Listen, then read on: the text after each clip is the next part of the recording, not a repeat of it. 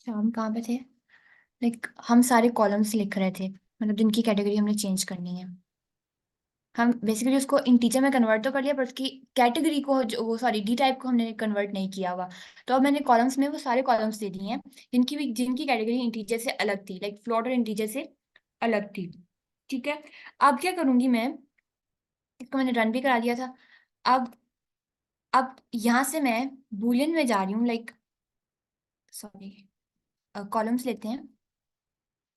ठीक है। अब इस डेटा फ्रेम के अंदर जो कॉलम्स का मैंने वेरिएबल बनाया है, ठीक है, वो कॉलम सारे वो सिलेक्ट करेगा और उसके अंदर से हम क्या करेंगे, अब एस टाइप फंक्शन यूज करके उसकी कैटेगरी चेंज करने लगे हैं। मैं इसको कहती हूँ कि मुझे इंटीजर कैटेगरी में चाहिए। ठीक है, एंटर। Columns, columns, columns. और इसको स्ट्रिंग में नहीं लिखना आपने मुझे। सॉरी, मैंने स्ट्रिंग में पास कर दिया उसको।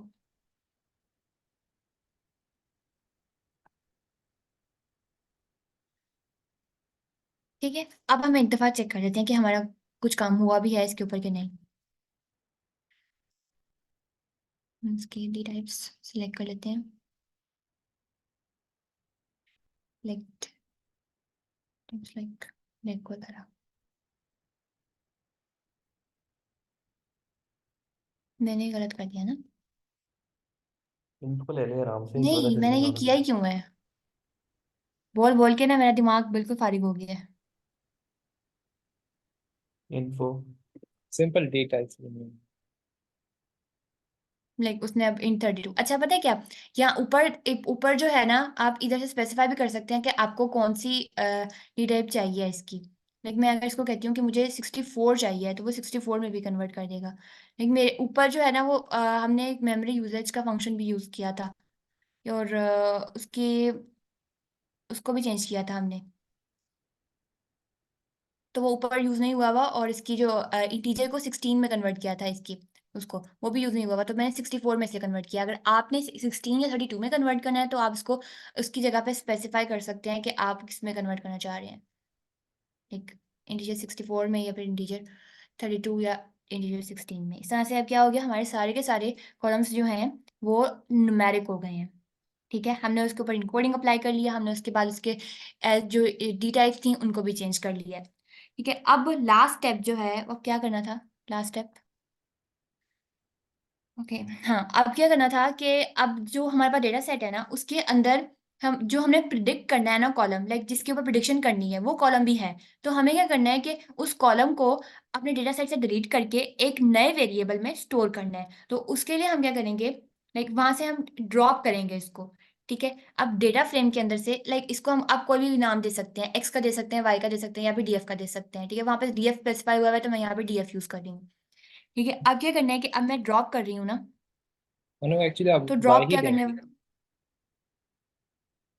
नहीं, वाई देंगे। इसका इसका कह रही हूँ, हाँ इसका ये तो, बोल रही हूँ। वो तो आपको ओरिजिनल डेटा फ्रेम मॉडिफाई कर देगा, आप इसको हाँ, डेटा वाई। फ्रेम आप कोई और नाम भी दे सकते हो उसको। अगर मैं देखूँ ना, तो मोस्टली हम लोग इसे यूज करते हैं एक्स और वाई, क्योंकि वाई हम यूज कर रहे होते हैं ना, तो एक्स और वाई इसको एक कह लो कि पीछे से ही एक बना हुआ आता है, इस तरह से यूज करते हैं। डीएफ यूज करना, आप डीएफ यूज कर लो। ओके। एनीवेज, अब क्या करना है, हमने हार्ट अटैक रिस्क जो था हमें वो ड्रॉप करना था। तो यहाँ पे लिख लेते हैं,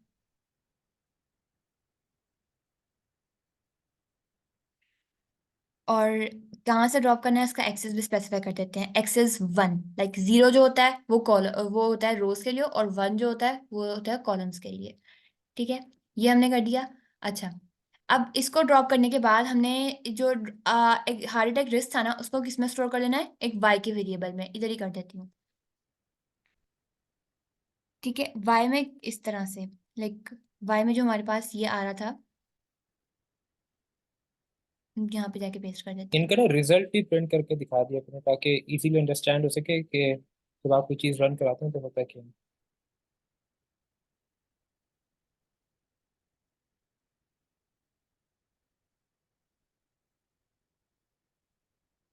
हाँ वो हम्म, देखो ना, इशू ये आया कि आपने वो डेटा फ्रेम इस ऑलरेडी ड्रॉप करके ओरिजिनल डेटा फ्रेम में ही स्टोर करा दिया। हाँ तो अब आपने हाँ दोबारा हाँ रन कराया तो हाँ। इशू आ रहा है। वो जब मैंने इसको कर लिया तो मुझे रियलाइज हुआ कि मैंने गलत काम कर दिया है। इसको एक्स और वाई करना है, इजी रहेगा। पर ताकि कन्वेंशन भी फॉलो हो सके, मशीन लर्निंग में हम यही करते हैं कि हमारे पास जो पूरा डेटा सेट होता है उसको एक्स कहते हैं, और जो हम्म प्रिडिक्शन वाला कॉलम होता है उसको वाई कहते हैं। अब आप इसको मैं रन यही ऑल बात कर करोगे। रही थी। अब रन ऑल करना पड़ेगा क्योंकि ये ऑलरेडी वहां से ड्रॉप हो गया है।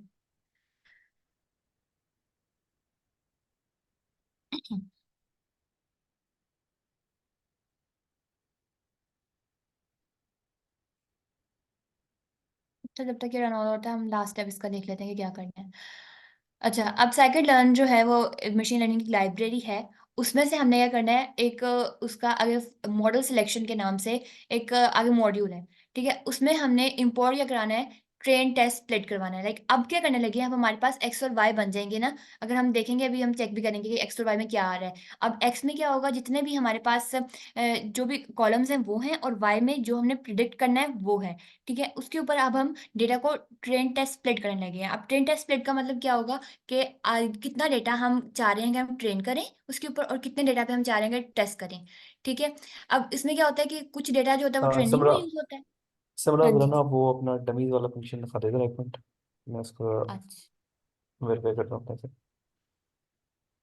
पीस डमीज, ऑफ ये है कोड। डमीज, ये देख। Okay, pattern columns. ठीक।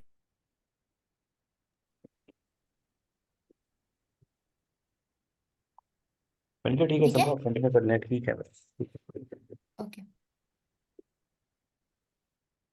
अच्छा, अब एक्स को अगर मैं प्रिंट करा के दिखाऊं, यहाँ पे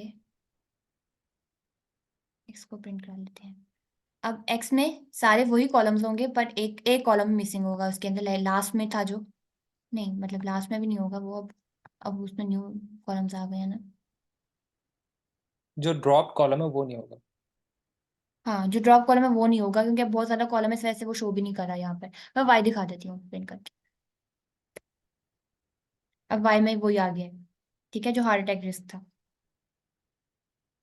एनीवेज, अब ये काम यहाँ पे हो गया। अब हमने ट्रेन टेस्ट स्प्लिट करना है। तो उसके लिए सबसे पहले हम कर लेते हैं इंपोर्ट फ्रॉम साइकिट। अब एसके लर्न जो है लाइब्रेरी है, उसमें से हम एक मॉड्यूल लेंगे, उसका मॉडल सिलेक्शन।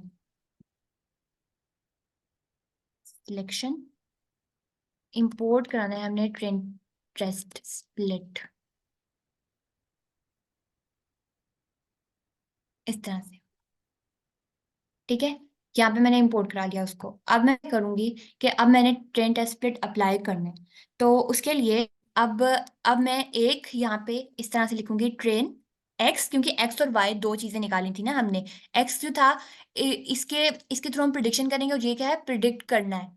ठीक है ना, इस वाले को। तो अब हम इसको दो दो कैटेगरीज में डिवाइड करेंगे, दो हिस्सों में, लाइक एक ट्रेन में और एक टेस्ट में। इसको भी ट्रेन और टेस्ट में डिवाइड करेंगे इस तरह से। ठीक है, अब ट्रेन एक्स हो गया। अब यहाँ पे मैं लिख लेती हूँ टेस्ट एक्स। ठीक, उसके बाद क्या करूंगी मैं, ट्रेन वाई। ठीक है, अब ट्रेन, सॉरी, टेस्ट, यहाँ पे हमारे पास आ जाएगा वाई। ठीक है, ये अब मैंने चार वेरिएबल्स बनाए हैं इस तरह से। वो इसलिए बनाए हैं ताकि हाफ डेटा जो हो वो ट्रेन एक्स में चला जाए, हाफ जो हो वो टेस्ट एक्स में चला जाए, हाफ ट्रेन वाई में और टेस्ट वाई में। लाइक एक्स के ऊपर मैंने दो दो वेरिएबल्स बनाए, ट्रेन एक्स और टेस्ट एक्स, ट्रेन वाई और ट्रेन और टेस्ट वाई। ठीक है, इस तरह से जो हम अब जो भी हम आगे जितना भी काम करेंगे ना, लाइक जो भी हम अपने मशीन लर्निंग का काम करेंगे वो ट्रेन पे जाएगा। ठीक है, उसके बाद फिर वो टेस्टिंग भी करेगा, वो ट्रेन कर लेगा अपने उसका हमारे मॉडल को। ठीक है, उसके बाद जो डेटा हमने टेस्ट को दिया हुआ है ना, तो उसके थ्रू वो टेस्टिंग करेगा, लाइक डिवाइड करेगा। और वो डिवाइड किस तरह से करेगा वो हम खुद से स्पेसिफाई कर सकते हैं। लाइक उसके लिए अब यहाँ पे मैं कर रही हूँ ट्रेन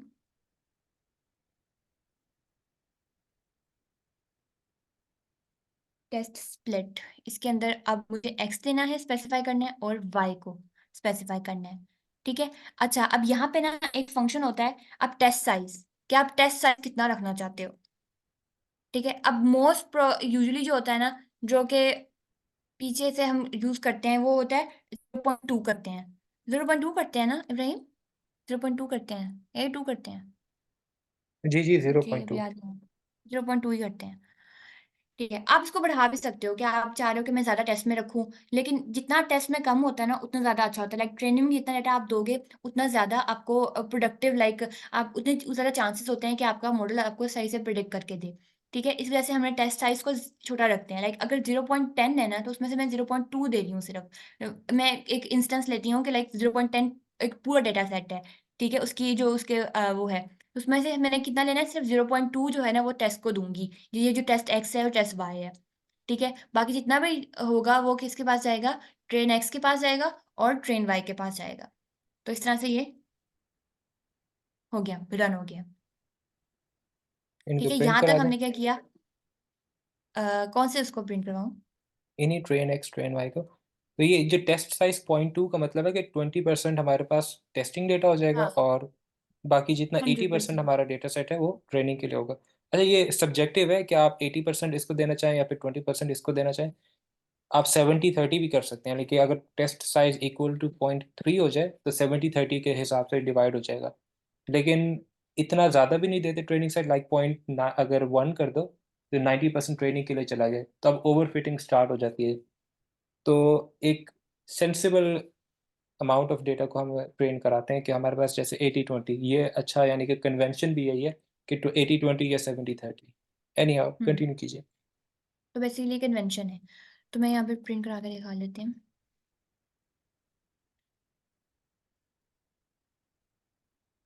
लाइक अब अब यहाँ पे इसकी देखें, रोज डिवाइड हो गई। 7,000 रोज।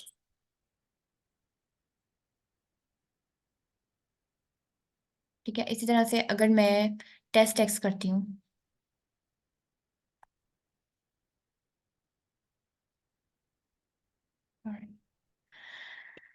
अब इसकी रोज देख लेते हैं।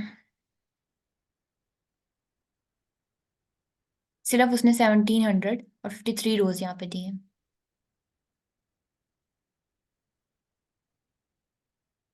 ठीक है, तो वो जो होगा वो 0.2 मतलब 20% डेटा इसने इधर दिया है, और बाकी जो 80% है वो उसने वहां पे दिया है ट्रेन के अंदर।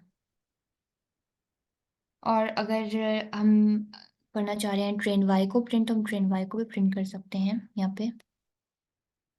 ट्रेन वाई पे भी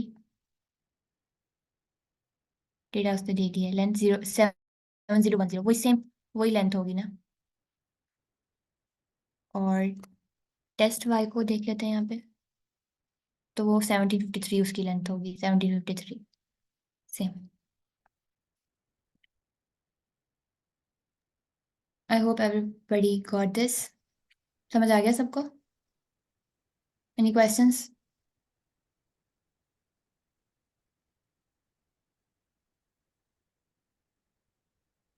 अगर किसी का कोई सवाल ही तो फिर हम रिकॉर्डिंग स्टॉप कर देते हैं।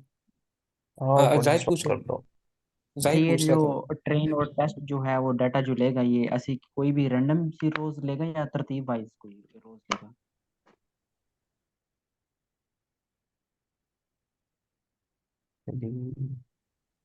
अच्छा, ये क्या क्या दोबारा से क्वेश्चन करो। मैं ये कह रहा था हाँ कि जो हाँ हाँ, अच्छा, आप पूछ रहे हो कि रैंडम लेगा डेटा, ये पूछ रहे हो ना? जी जी। हाँ, रैंडम लेगा ये डेटा। ये देखो, अगर आप ये देखो, इसको जो हमने प्रिंट करवाया है, ठीक है, इसने कोई सीक्वेंस में इसको प्रिंट नहीं किया हुआ। ठीक है, ये इसका बेसिकली इंडेक्स है ना, तो इंडेक्स पे पहली इसने वैल्यू क्या ली है, 6463 से ली है।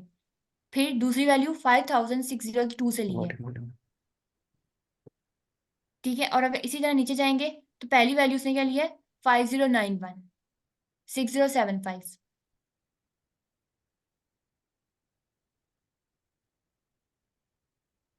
ठीक है। अच्छा, आपने ना ऊपर से एक ना वो हीट मैप जो है वो बनाया था, उसमें हम्म जो हार्ट अटैक रिस्क वाला जो कॉलम था ना उसमें कुछ वैल्यूज थी जो पॉजिटिव थी और कुछ वैल्यूज वो नेगेटिव थी। आपने कहा था हम्म। कि जो पॉजिटिव वैल्यूज है ना ये मतलब कि हार्ट अटैक को ना कॉज करती हैं, तो जो नेगेटिवली जो है कोरिलेटेड हैं वो फिर प्रिवेंट करेंगी हार्ट अटैक को? प्रिवेंट नहीं करेंगी हार्ट अटैक को। लाइक ये वो है कि मैं अफेक्ट की बात कर रही हूँ। ठीक है, इसका अफेक्ट, उन चीजों का अफेक्ट जो नेगेटिव होगा उनका अफेक्ट कम जा रहा है उसके ऊपर। लाइक अगर वो हम अगर ये बार ग्राफ भी देखें ना, ये किधर था वो, ये जो बार ग्राफ था, इसके अंदर क्या था? इसके अंदर यही तो बता रहा था वो, जो जिसकी हाइट ज्यादा बड़ी थी ना, ठीक है, वो क्या था, वो उतना ही कम अफेक्ट कर रहा था। लाइक अगर नेगेटिव में देखें, अगर सिर्फ हम पॉजिटिव की बात नहीं कर रहे, हम नेगेटिव की बात कर रहे हैं, जितनी बड़ा उसके ग्राफ की लाइन थी उतना कम जो है वो क्या कर रहा है, उसको अफेक्ट कर रहा है। स्लीपिंग आवर्स सबसे कम अफेक्ट कर रहा है उसको, कि स्लीपिंग एक्चुअली आवर्स की वजह से। कम इफेक्ट, ये मेरे ख्याल से थोड़ा सा गलत टर्म है। कम इफेक्ट नहीं कर रहा, इसका ये मतलब है कि उसका इफेक्ट जो है वो नेगेटिव है। लाइक अगर कोई चीज़ कम हो रही है तो दूसरी चीज़ बढ़ रही है, तो इस तरह से रेसिप्रोकल हो रहा है। ठीक है, फॉर एग्जांपल स्लीपिंग आवर्स की इसका जो मतलब तो लेंथ है। यही हुआ ना कि स्लीपिंग ओवर जो है वो जितने ज्यादा होंगे हार्ट अटैक रिस्क उतना ही कम होगा। नहीं, इसका ये बिल्कुल भी मतलब नहीं है। मैं एक स्टेटिस्टिक्स में पढ़ रहा था कि एक एग्जांपल दी हुई थी कि आप असूम करें कि आप ये देख रहे हैं कि आइसक्रीम कोई बंदा खरीद रहा है, ठीक है, आइसक्रीम सेल्स वो इंक्रीज कर रही हैं, तो क्राइम रेट भी इंक्रीज कर रहा है। तो इन दोनों के दरमियान कोरिलेशन अब क्या आएगा, पॉजिटिव आएगा और हाई रिलेशन आ रहा है फॉर एग्जाम्पल एक डेटा सेट में। इसका ये मतलब नहीं है कि आइसक्रीम की सेल्स वो आपको क्राइम को इंक्रीज कर रहे हैं। वो किसी और वजह से हो सकता है कि समर है, ठीक है, और पॉवर्टी भी है एक मुल्क में, तो गर्मी की वजह से आइसक्रीम की सेल्स बढ़ रही हैं और गुर्बत की वजह से क्राइम रेट बढ़ रहा है। तो ये दो मुख्तलिफ एक ऐसे वेरिएबल्स हैं जो आपके नज़र से छुपे हुए हैं, लेकिन आपके सामने डेटा सेट में अवेलेबल सिर्फ दो कॉलम्स है, आइसक्रीम की सेल्स और क्राइम रेट। आप देख रहे हो कि आइसक्रीम सेल्स बढ़ रही हैं तो क्राइम रेट भी बढ़ रहा है, तो वो दोनों इंक्रीज हो रहे हैं, तो उनका कोरिलेशन वो उस जो मेथड इस्तेमाल किया गया उसके मुताबिक पॉजिटिव यानी कि ज़्यादा बड़ा दिखा रहा है, 1 के करीब होगा, लेट्स से कि 0.5 होगा, ठीक है। तो इसका लेकिन कॉजल इफेक्ट नहीं है यहाँ पे कि अच्छा जी आइसक्रीम की सेल्स बढ़ रही है लाजमी तौर पे, तो फिर हमारे पास जो है वो क्या कहते हैं क्राइम रेट इंक्रीज लाजमी होगा। इसी तरह से यहाँ पे स्लीपिंग आवर्स अगर कम जा रहे हैं, कम हो रहे हैं, तो फिर ये कॉजल इफेक्ट नहीं है कि जी हमारे पास हार्ट अटैक रिस्क कम हो रहा है।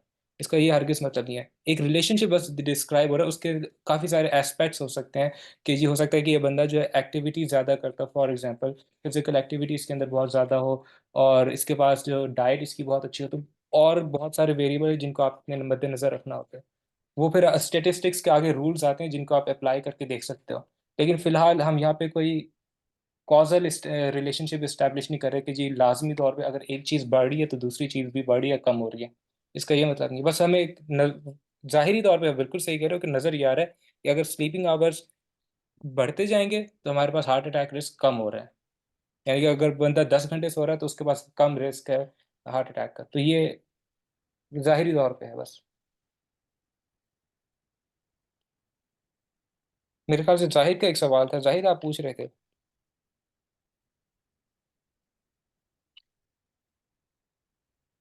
नहीं है, तो फिर मैं रिकॉर्डिंग